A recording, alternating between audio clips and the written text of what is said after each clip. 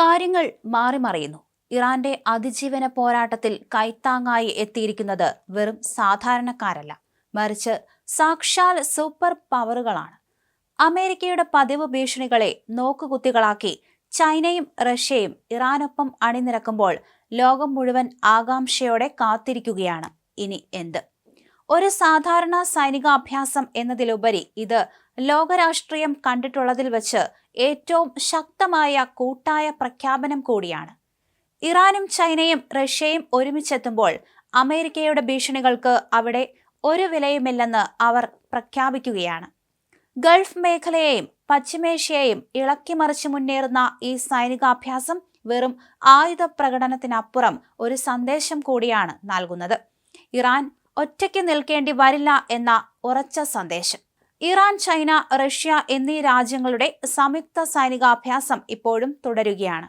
കടലിലും കരയിലും ആകാശത്തും ഒരുപോലെ ശക്തി തെളിയിച്ച് മുന്നേറുന്ന ഈ സൈനിക പ്രകടനം ഒരു വലിയ താരസംഗമം പോലെയാണ് ലോകരാഷ്ട്രങ്ങൾ വീക്ഷിക്കുന്നത്.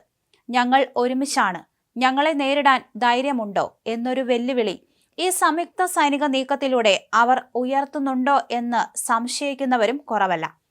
രണ്ടാം ഘട്ട ആണവ ചർച്ചയെ ഇറാൻ സ്വാഗതം ചെയ്തത് മുഖവിലക്കെടുക്കാതെ പശ്ചിമേഷ്യൻ മേഖലയിൽ യുദ്ധഭീതി മുഴക്കി അമേരിക്കയും രംഗത്ത് വന്നു. ഇറാന് ചുറ്റുമുള്ള മേഖലയിൽ പടക്കോപ്പുകൾ വിന്യസിച്ച് അമേരിക്ക വെല്ലുവിളി മുഴക്കുമ്പോൾ റഷ്യയുമായി ചേർന്ന് സൈനികാഭ്യാസ പ്രകടനങ്ങൾ നടത്തി ഭീഷണിക്ക് വഴങ്ങില്ലെന്ന് മറുപടി പറയുകയാണ് ഇറാനും. ഇറാന്റെ അഭ്യാസ പ്രകടനവും മെഡിറ്ററേനിയൻ കടലിന്റെ പ്രവേശന കവാടത്തിനടുത്തേക്ക് USS ജെറാൾഡ് ആർ ഫോൾഡ് എന്ന വിമാനവാഹിനി കപ്പലിന്റെ വരവും മേഖലയെ സംഘർഷഭരിതമാക്കി.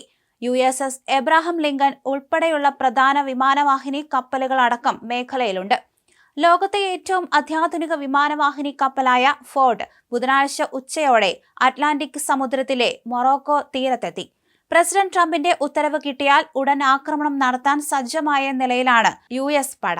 ഇറാനിയൻ സൈന്യവും റഷ്യൻ നാവികരും ഒമാൻ ഉൾക്കടലിലും ഇന്ത്യൻ മഹാസമുദ്രത്തിലും വ്യാഴാഴ്ച അഭ്യാസ പ്രകടനം നടത്തിയതായി ഇറാന്റെ ഔദ്യോഗിക വാർത്താ ഏജൻസിയായ ഇർന റിപ്പോർട്ട് ചെയ്തു. ലോകത്തെ എണ്ണക്കപ്പലുകളിൽ 5-1 കടന്നുപോകുന്ന ഹോർമുസ് കടലിടുക്കിൽ ഈ ആഴ്ച ആദ്യം ഇറാൻ വെടിക്കോപ്പുകൾ ഉപയോഗിച്ചുള്ള പരീക്ഷണങ്ങളും നടത്തിയിരുന്നു. എന്തായാലും പശ്ചിമേഷ്യ ഒരു യുദ്ധഭരിതമാകാനുള്ള സാധ്യതയാണ് നിലവിലുള്ളത്. അമേരിക്കയും ഇറാനും രണ്ടും കൽപ്പിച്ചാണ് രംഗത്തുള്ളത്. അമേരിക്കയ്ക്ക് പിന്തുണയുമായി ഇസ്രായേലും അതുപോലെ തന്നെ ഇറാന് പിന്തുണയുമായി റഷ്യയും ചൈനയും യുദ്ധക്കളത്തിലേക്ക് നീങ്ങുന്നു.